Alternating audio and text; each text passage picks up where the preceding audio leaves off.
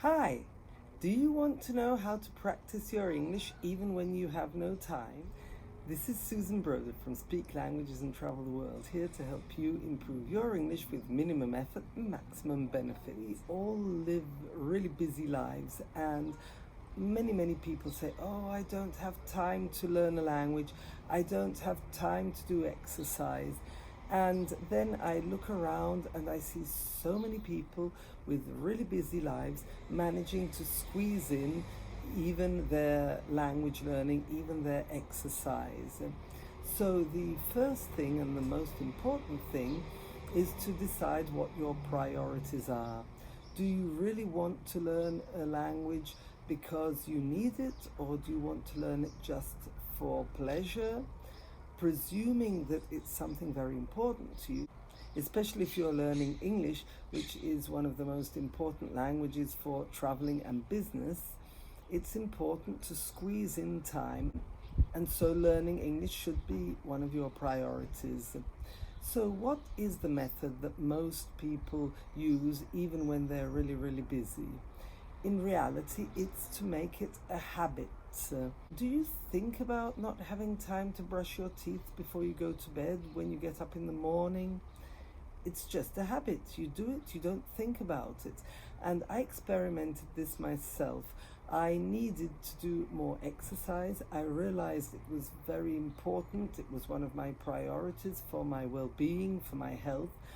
And I started getting up every morning and not doing anything else, just drinking a glass of water and going straight to my exercise mat before doing anything else.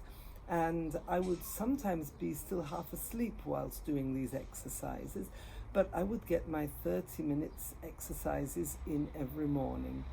The times that for some reason someone interrupted me or I got distracted, I very often have my children living abroad and I'll check my phone and answer a few questions that they're asking me. That's enough to distract me, and that's it. Then my half hour has expired and I'm a busy person. I have to get on with the rest of my life.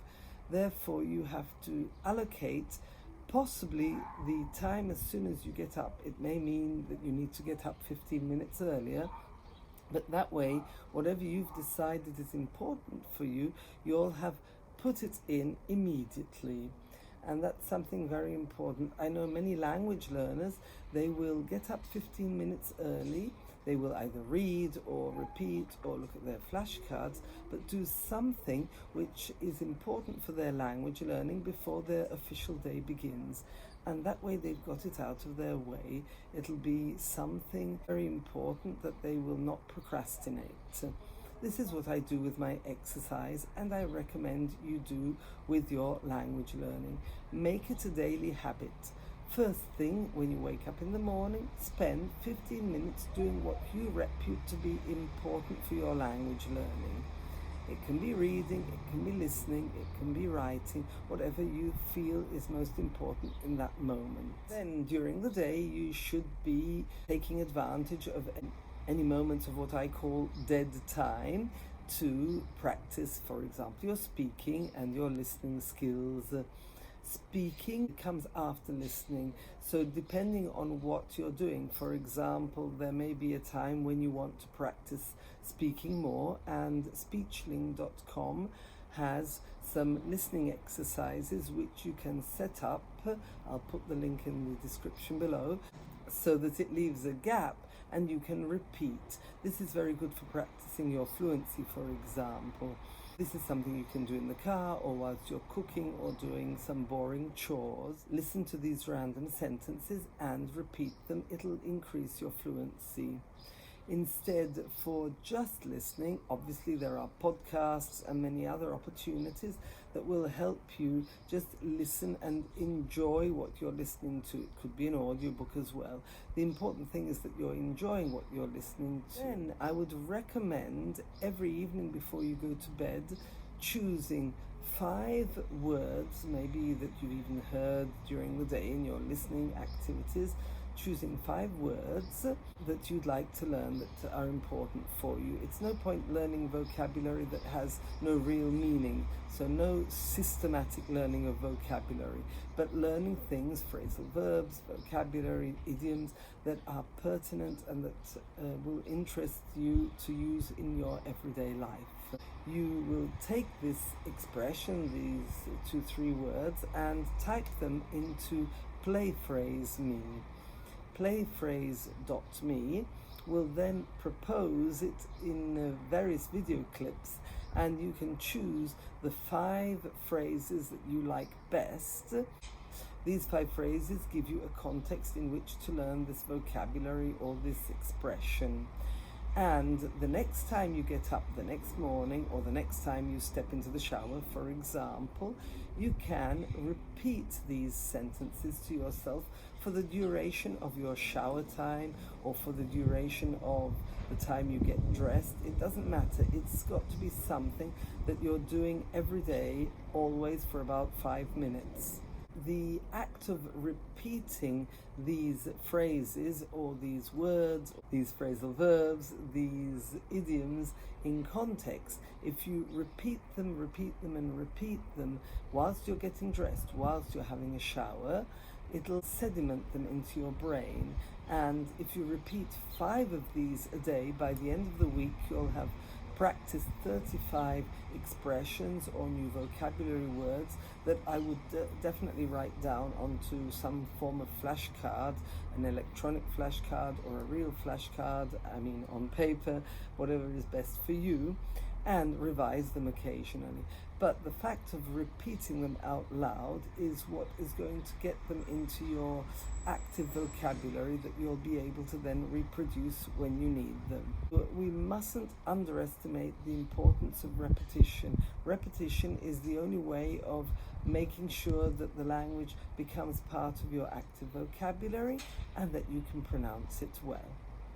So to summarize, the first most important thing is to define your specific goal, because once you know exactly what your goal is, you'll be able to get up early and get on with your learning. Now, when I say specific goal, I don't mean, well, I'd like to learn English by Christmas. That's not a specific goal. A specific goal is I'd like to know 35 expressions by the end of the week. So you have to be very, very specific.